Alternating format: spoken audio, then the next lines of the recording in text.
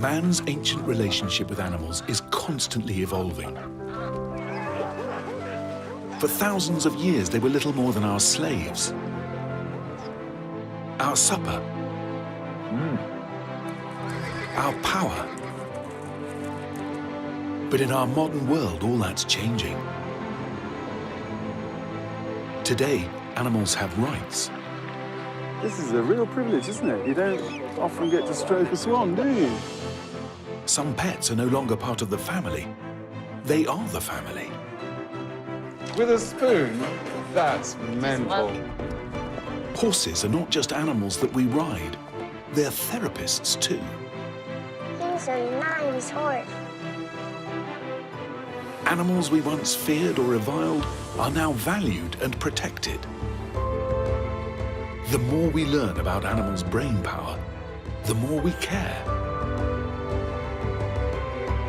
But underneath it all, do we still just want to exercise control over them?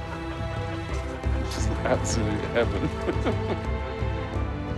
Has respect all come too late? To find out, I'm going to investigate where we've reached in the extraordinary 200,000-year history of man and beast.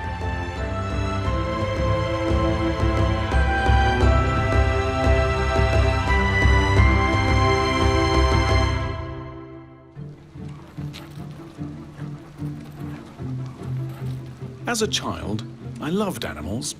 Nothing special, just dogs and cats. But as a grown man on my farm in Dorset, I've surrounded myself with them. Until a few hundred years ago, nobody would have done this.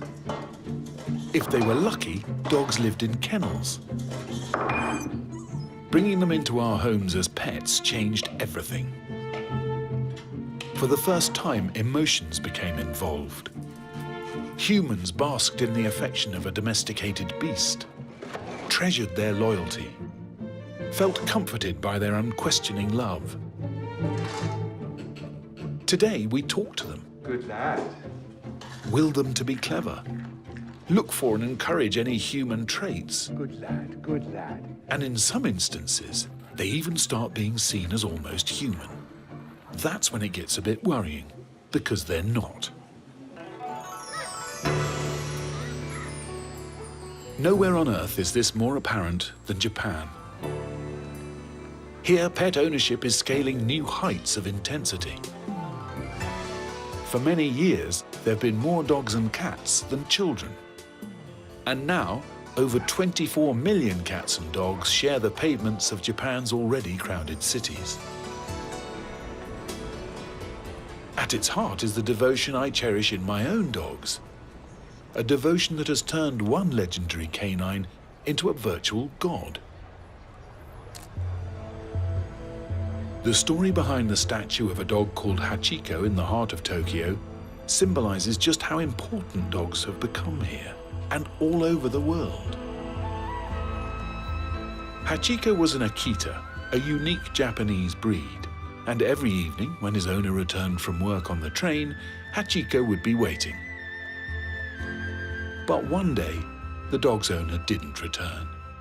He suffered a stroke and died. Every day for the next 9 years, Hachiko waited for his master at the station. Over the years, the story spread far and wide. What people admired about Hachiko was his unending loyalty to his master, even after his death. Hachiko became the perfect expression of why man allowed dogs into his life in the first place. In Japan, today's Akitas are revered, celebrity dogs almost. Welcome to Japan. Thank you very much. And when Akita owner Tomoko Yamagami came to meet me, everyone wanted a look. He sits beautifully, doesn't he? Yes, like a Hachiko. Like Hachiko, yeah. Yes. You think he would do the same? He would wait for the train? Yes, Yeah. I believe it. Really? And do you think that all Akitas would Yes. do that? Really? Yes. Really? It's so interesting watching everybody wants to meet him. Yes. What is that because of the Hachi story or because of the breed? or maybe both? Hachiko story is very well known in Japan. Yeah. And everybody loves that.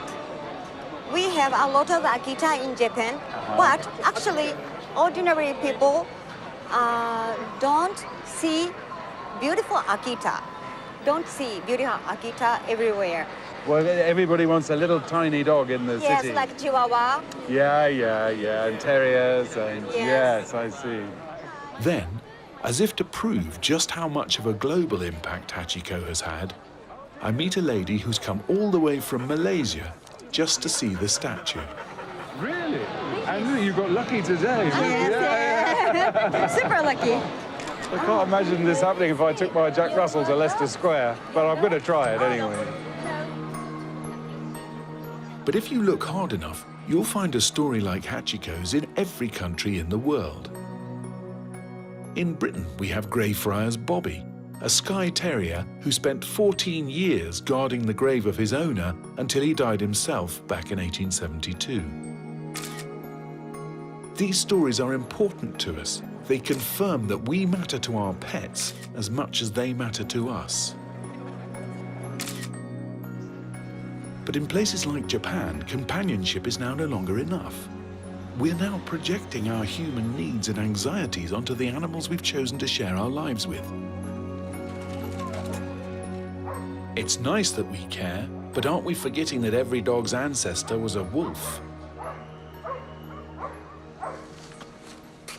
Few cities on Earth have more dog beauticians than Tokyo, and they're all dedicated to administering human levels of vanity on the dogs they pamper. Konnichiwa. Hello. Hello. I'm told dog lover Sandy Oki sees her dogs as more than just pets. This is your dog's name? Yes, this is my daughter, Snow White. Snow. Snow. And you bring her here for her haircuts? Yes, because I can't do this. This takes about like 4 or 5 hours. Shampoo and dryer and haircut and everything. So. And how often does she get that? Once a month. And I walk her like more than 2 hours. Oh, do you? Yes. Oh, she's doing well. Yes, she needs that. Because she's my baby. Especially as I don't have a kid, I really need them as my child. Oh, yeah, that's, lots of people. And companions, too, aren't they? They're your friends. Yes, yes. So do you think that they're in some way taking the place of children? Yes. Really? Yes, there's a lot of single women has a dog Right. because they don't want to get married or they're into job. But maybe they're lonely when they go home, so they have dogs as a family, I think. I see. Yeah. Yeah. I bought Snow because my husband went to Thailand for business and he's gonna live there a long time. Does your husband look like this? No. I was just checking. The human birth rate in Japan is one of the lowest in the world. Canines are cheaper than children. Do you love me? Do you love me? Sandy's anxious to demonstrate she's not the only one who sees her dogs as surrogate children, so we're going to meet some of her friends. There are hundreds of dog cafes throughout Tokyo, and they're specifically designed for dogs and their owners to meet up. Oh, you say hello. Who's this? Suzu. Suzu. Oh. So dogs have rice and horse meat, and this is chicken. They got some with rices, and this is like... Dogs will famously eat anything, but these menus have been written and crafted to attract the human owner's eye and give them the illusion their dog is using the restaurant in the same way that they would. Seven. Yes. So See, why, this is a doggy food. What's the attraction about putting a four-legged animal in a pushchair? If you put it in the buggy, you can take train or bus or anything. That makes sense, actually. Yeah. I've never seen that in England, but it does make a Right. certain amount of sense. Suzu is confined to a child's buggy and seems to get her mouth wiped every time she eats anything. So they all eat at the table? Yes. Oh, yes. Okay, good boy, Tabasa. Good boy, Tabitha. I never thought I'd hear that. So here's a dog at the table Yeah. eating horse. How different from my own. Not with a spoon. They're gonna show you how. With a spoon? I don't know. Well, she's different than the others. So That's mental. just watch her what she does. They all think it's a child. The child. Really, Yes, really. yes. But they know it's not, don't they? I know, but they love it as a child. But so it's going through, it's behaving in the way that you would to a baby, but using a dog instead. Her son is already pretty old, Okay. grown up. Yeah. So she's So he by doesn't like being fed herself. like that now. I think that's why she's treating her like her child, you know. Yeah. It's not in Bangkok. These Tokyo women love their dogs as much as the rest of us. But I'm not sure that treating them like surrogate children hasn't robbed the dogs of some of their animal dignity. But at least they're being cared for. Last year's tail-wagging must-have accessory can quickly become this year's stray. Over 100,000 dogs a year in Japan end up in the dog pound. And of these, 70% are put down.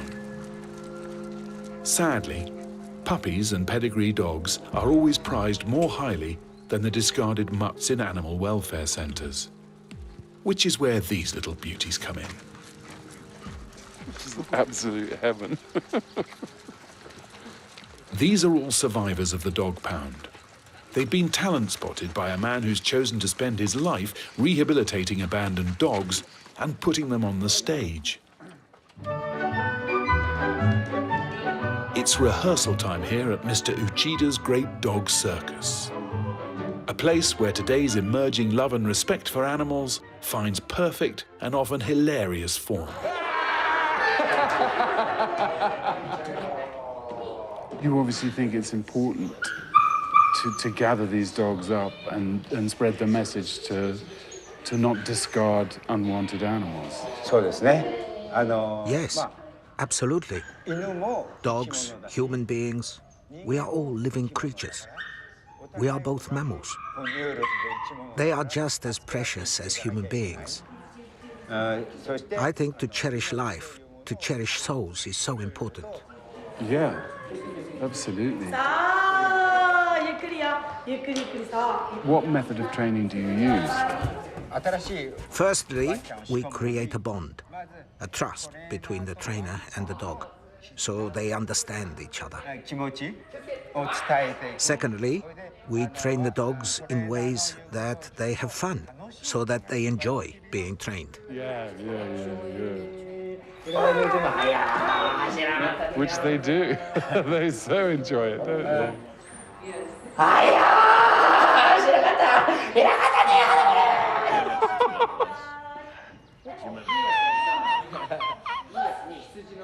That's the maddest thing I ever saw.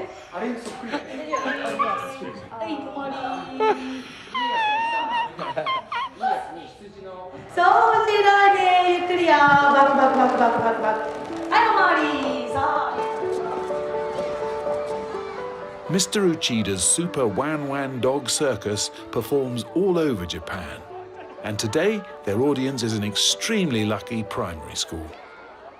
And I'm every bit as excited as they are.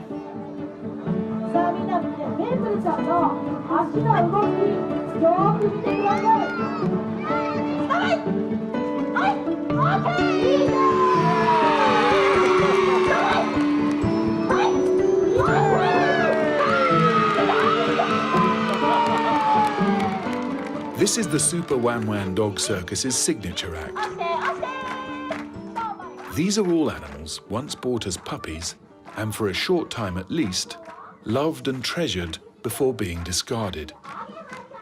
But now, here they are, reborn with an entirely new lease of life and a new sense of purpose.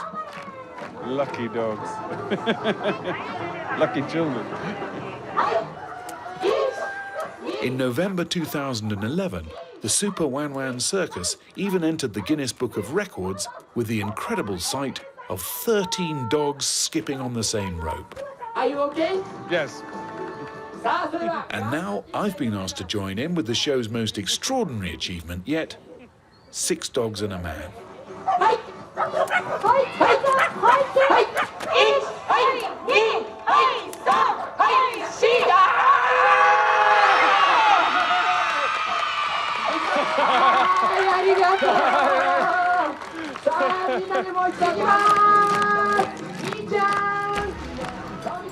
I normally run a mile from animal circuses and zoos because I just don't like them.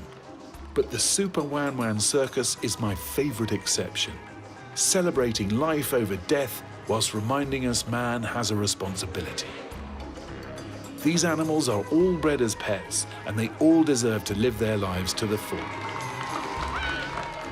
Elsewhere in the world, not every animal entertainer enjoys such good fortune. But as I'm about to discover, even dangerous killers have got their rights. Come on, lads. Ronnie and Bruce are my cherished working horses. Come on there, lads. I've learned the rudimentary art of command and control. Hey, darlings. Humans have always felt a deep compulsion to communicate with animals, to tame and master the wild beast.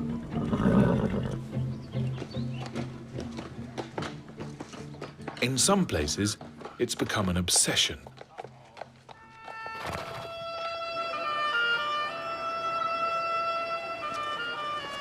Which brings me to Nepal, where I'm hoping to witness an iconic example of man's determination to exert his superiority over beast, and make a few bob into the bargain.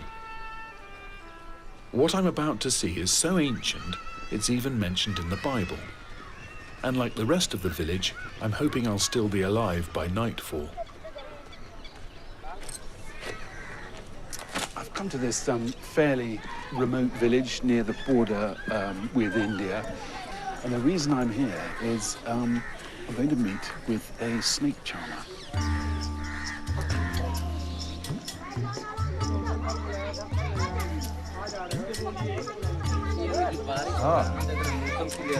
Namaste. Namaste. Sagar? Sagar? Right. How do you do? I'm Martin. Is it here? Thank you. I've got a nasty feeling I know what's in here. must be just me that's scared of them. I don't like them. You take your snakes and you tour around, is that right? We take the snakes to Delhi, Mumbai, Hyderabad, everywhere. My grandparents used to tour around England singing and dancing with a troupe. A little bit the same. No snakes, though. Oh, you're going to show me one now, are you? Why are you scared when we are here? Don't worry. Promise me, don't let a snake bite me. I've come prepared. Oh, my God, it's a snake! That's like really close. So it could be looking at me. Oh, my God. Oh, so I guess he's pretty scared by all these people, is he? Oh, no, dear, no, that's scared. Oh, not scared enough. So what what are you going to do? It's looking at me. No, it's looking at me. It's looking right at me. Wow, he's pretty beautiful. And he likes you. Does he like you? No, he doesn't like me.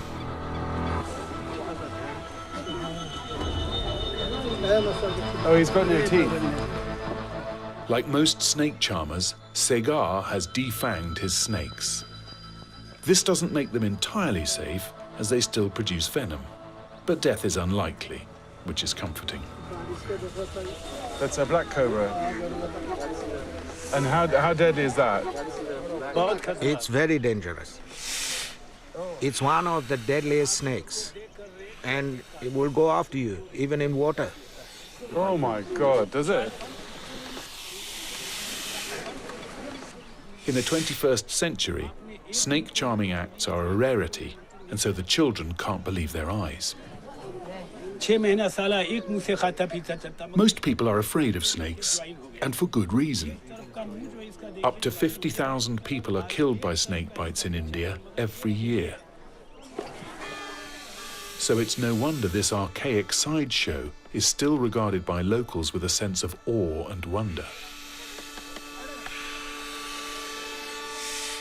Once out of the box, the charmer holds the snake with what looks like a hypnotic spell with his pungi, or reed pipe.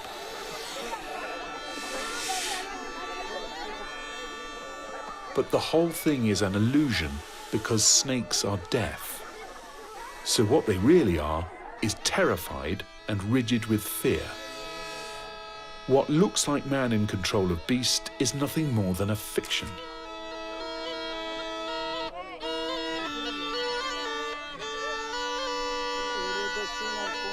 But I'm glad to say even these snakes have now got rights. In an attempt to protect them, snake charming was actually banned back in the 1970s. Although it survives in isolated communities like this one, it's now the snake charmers who are becoming the endangered species.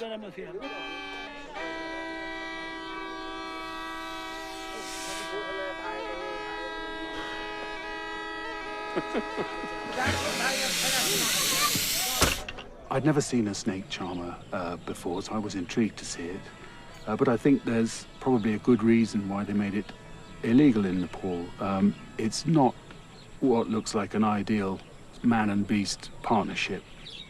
Going from a box to a state of semi-bewildered terror isn't possibly the nicest life for an animal, and I'm not a snake lover. So they're not so charming, really. Humans demand all kinds of obedience from all kinds of animals, and the snake is a case in point. For thousands of years, all kinds of animals have been used and sometimes abused for our gambling pleasure. But here in Thailand, encouraging small songbirds to sing louder than their peers in lucrative birdsong competitions is a big thing. I've seen a lot of competitive animal sports, but I never even knew this one existed. The birds are the very natty, red-whiskered booble. Yotin is a local businessman with a whole stable of these birds. Although its striking looks have made it a popular cage bird, it's the bulbul's distinctive song, a loud and piercing repetition of 3 or 4 notes that have earned it a special place in the heart of the local gambling fraternity.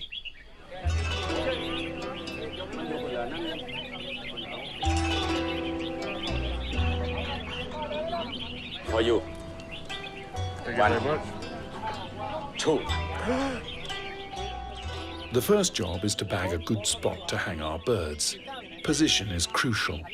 The reason birds sing in the wild, surprisingly, isn't to amuse us, but to claim their territory and attract a mate. The more male competition they have in close proximity, the louder and more ferociously they will sing, and the more likely they are to win prize money for their owners.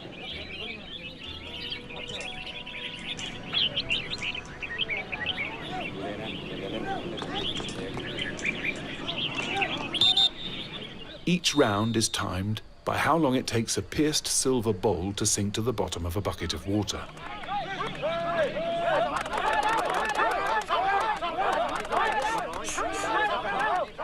Somehow, the judge is able to pick out individual bird songs. He counts on his fingers the number of trills he hears.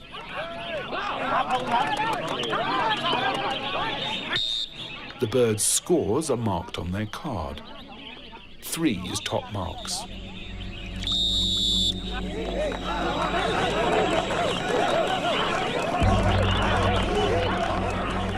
All this frenzied communication between man and bird may not be a waste of time.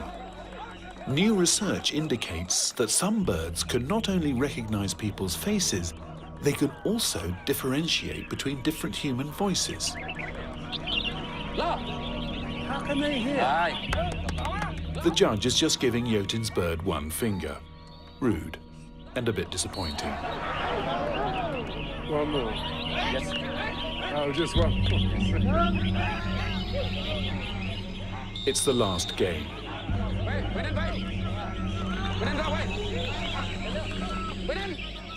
Jotun pleads with his bird, but it's exhausted. Birds in cages, cobras in boxes. They all make many Westerners feel uneasy. Yeah, he's singing now. And yet we've discovered that birdsong helps us focus our mind and improve our sense of well-being. So perhaps it's not surprising that for centuries we've put them in cages so they can soothe our lives with song. But when it's good for man, but bad for birds, whose side are we really on?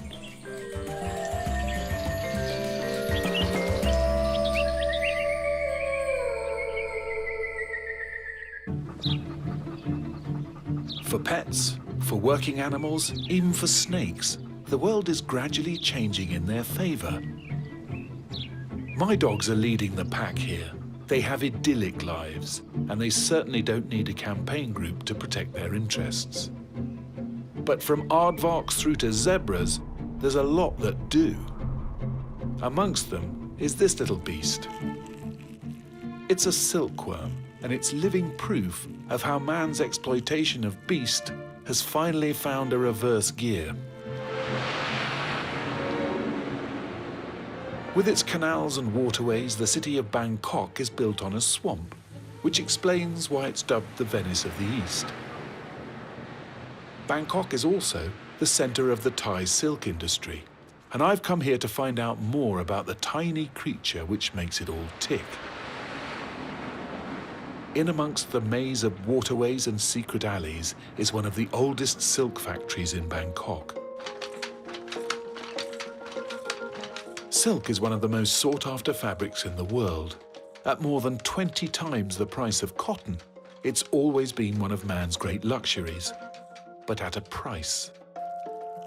Sadly, for the Bombix mori, also known as the silkworm, the price of that luxury is a short life. Mr. Aoud has been in the silk business all his life. He shows me an example of pure raw silk. It's hard to believe this coarse fiber ends up as such a refined fabric. So I'm guessing people have tried to get silk from other caterpillars, other worms. Mustn't they? I mean, if this species does it, why don't they all? I'm wondering. These are not just ordinary worms. They are silkworms. They feed on mulberry bushes and mulberry leaves. This little thing is one of their cocoons. We take their cocoons and use them to make silk.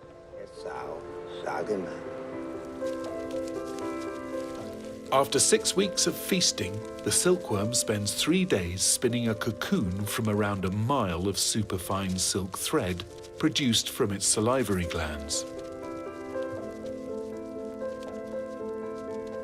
Once the spinning is complete, the silkworm goes into hibernation, and it's at this stage that the cocoon is harvested. Mr. Aoud is now going to demonstrate the next part of the process. The hibernating silkworms are tipped into boiling water.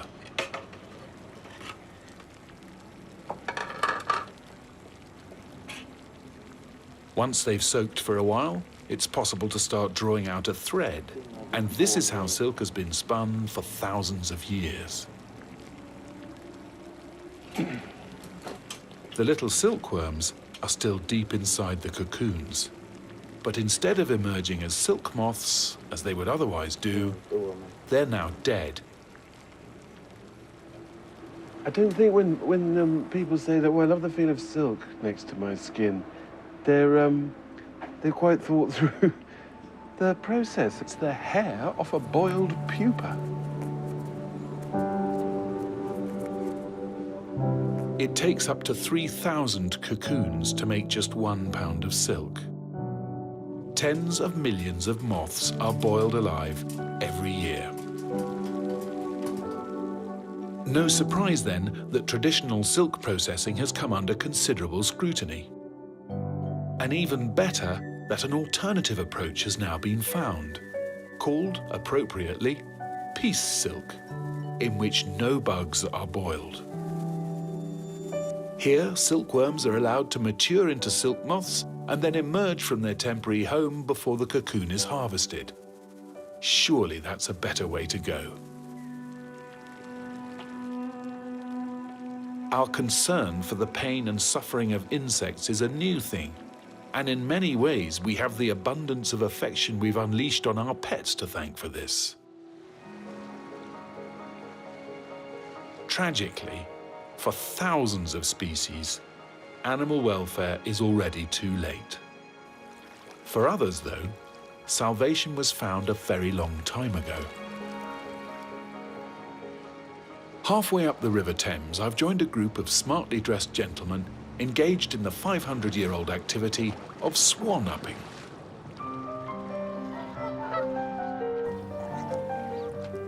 In the old days, people ate the swan. It was regarded as a luxury meat, and its dead carcass became a familiar motif in sporty still life paintings. Such was the appetite for swan that it was almost hunted to extinction. So, in the 15th century, it became one of the first animals in the world to be protected by law when the Crown was permitted to claim ownership of all swans in the country. These days, however, this law is only enforced on the River Thames. And so, once a year, a group of specially appointed experts, led by the Queen's swan marker, David Barber, travel upriver, checking and ringing every bird they encounter. On the 79-mile journey from London to Oxfordshire, they can expect to see anything up to 1,000 birds. This figure hasn't changed for more than a century, confirming that the population remains stable. This is our first catch of the day, 2 adult swans and their cygnets. First, the birds need to be contained against the riverbank. All you need to do to immobilize a swan, it seems, is to tie its legs together. The boat effectively becomes a swan ferry to dry land where the birds can be examined properly. The swan is the largest water bird in the British Isles. Very heavy. Cygnets are famously scruffy-looking birds. Fairy tale storyteller Hans Christian Andersen wrote the story of the ugly duckling who matures into a beautiful swan. Hello, mate. Gosh, this is a real privilege, isn't it? You don't often get to stroke a swan, do you? David's team are careful not to separate the cygnets from their parents, otherwise they get distressed. They are very, very cute, aren't they? 107. You only weigh the cygnets? Yes. Yeah.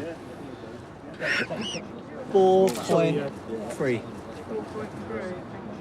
All this information is carefully logged, and then the all-important aluminium ring bearing a unique number is clasped onto the young cygnet's leg.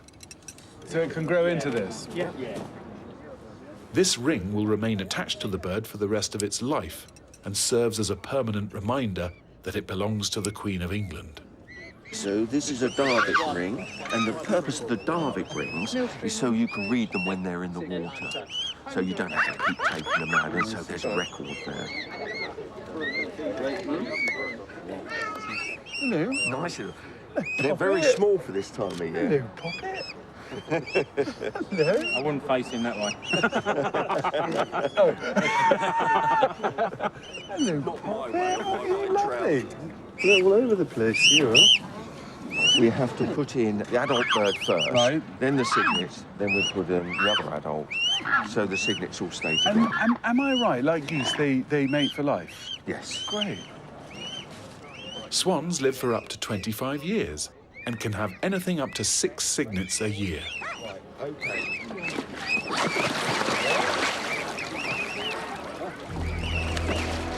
There they go.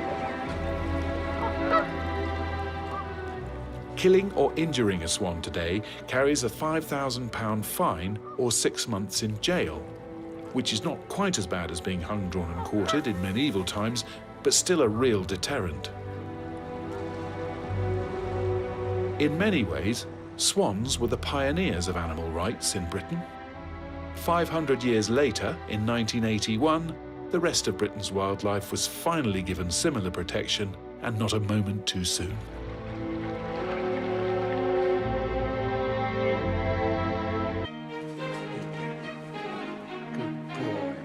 This is Chester. He's my first horse. He always enjoys a good old hug, and if I'm lucky, he'll hug me back. Historically, no animal has beguiled us quite like the horse, or given us so much in return.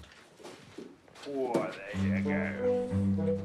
What makes this beast so special is that almost uniquely it carries man on its back and has done for centuries. This physical bond between man and beast is deeply engraved on our collective psyche. Today, it's going even deeper. Horses are both socially and physically responsive to man, so it's very easy to form deep bonds with them.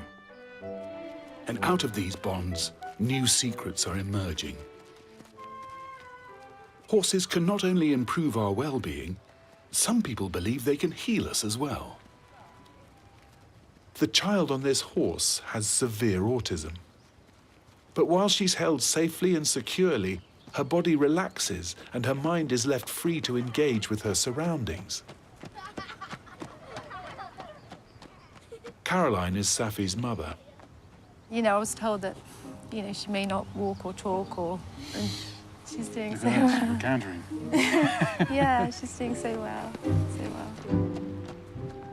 Safi is one of many autistic children whose lives have been changed by a discovery made by this little boy just 5 years ago. The son of a professional horse trainer, Rowan was born severely autistic. Then one day, he broke into his father's stables. The results could have been catastrophic, but the horse remained calm. The moment I put Rowan on Betsy's back, he began to speak. He's a nice horse. This deep relaxation, it's such a rare thing for him. There's something going on between them that, even with all my years of dealing with horses, I just have never seen. A warm, sunny day after winter. Drawing from this experience, Rupert devised what he called the horseboy method. And now, 5 years on, hundreds of autistic children, including Safi, have benefited from riding on the back of horses. But how does it work? If you think about what autism means, so autism, selfism, locked within the self, if the difficulty is the relationship with the exterior world, the horse carries us into the exterior world. It's the thing that the horse does for the human being that no other animal in our culture really does. When I was a boy, the number of autistic kids being diagnosed was 2 in 10,000. Now it's a tsunami. It's gone up to 1 child in 68 over the age of 8. This game with brakes. Kate regularly brings her autistic daughter Lily along to bond with Dylan. But Lily's not quite ready to get on the horse today. The hip rocking that you get either with the piggyback ride she's getting, but she'll get it even more on the horse, and that's where the horse really comes in, will rock her hips in a way that causes her body to produce a feel-good hormone, and that feel-good hormone is called oxytocin. That's the bliss hormone, the trust hormone, and that's what promotes speech, that's what promotes communication. The theory is the faster the horse moves, the greater the amount of oxytocin produced in Safi's brain, and the more relaxed her mind and body become. But as Rupert admits, the horseboy method is only a way of treating autism. It's not a cure. Thank you for saying And apple Martin. to me. And where did you used to go? What did you used to do before you came here? We didn't. Really? Yeah, that's why it's a big deal, because it doesn't really matter if you go on the horses or not, you know, you might just run around the car park, but there are people who talk to you here and don't think you're weird, you know. When she's on the horse, she's motivated enough to say, whether it's the feeling of it or the sort of just the motivation of going fast, she'll speak, you know.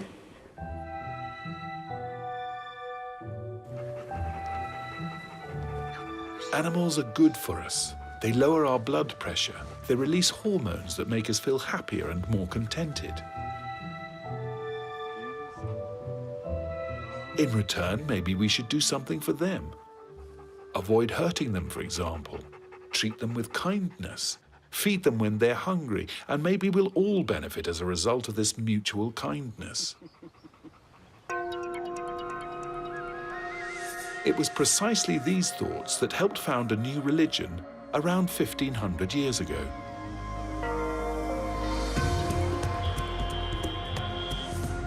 In Kathmandu in Nepal, there's a temple. There are just 6 million people worldwide who subscribe to the Indian religion of Jainism.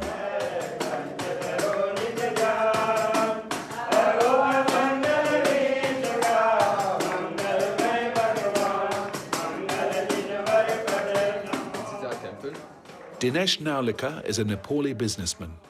He comes to pray at this temple every morning. Uniquely, the Jain religion advocates non-violence to all living things.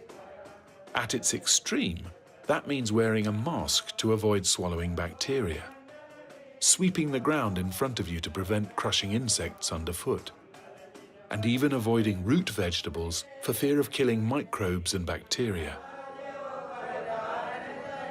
As a credo, Jainism has much to recommend it, but it can't be an easy way to live your life from day to day.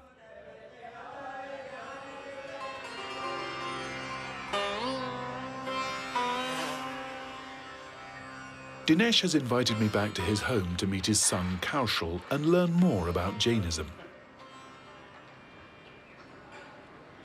Is reincarnation at the basis of the non-aggression to any animals? Yeah, it is. It's reincarnation in the sense like if I do good deeds, I might be reborn as a human only. If I do bad deeds, I might have to again wait for many thousands of years to become human again. So that's the central tenet that underpins Jainism. Show kindness and respect to animals in this life and reap the rewards in the next. I've joined Kaushal's mother and his wife Bartika in the kitchen. We want to do it, so we do it. Okay. We feel every living being, I mean, they should have the right to eat and do what they want to do, actually. Yeah. As just an act of kindness. Yeah. Just an act of kindness. Every day, Bartika makes chapatis for all the animals in their neighborhood. Good, it's good. For us, it's good karma. Good karma, yeah. Yes. Is the making of good karma.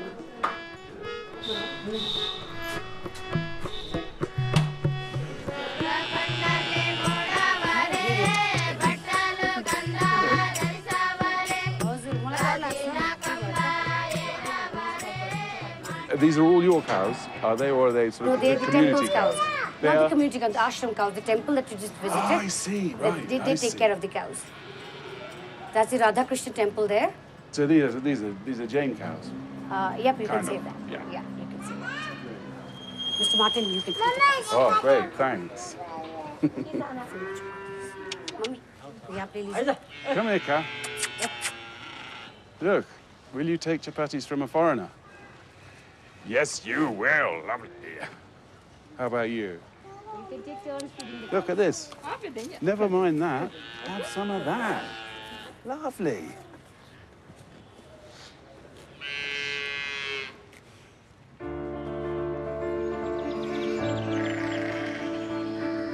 We don't have to be Jains. Wherever we are and whatever we believe, I think mutual need and respect should form the basis of the relationship between man and beast.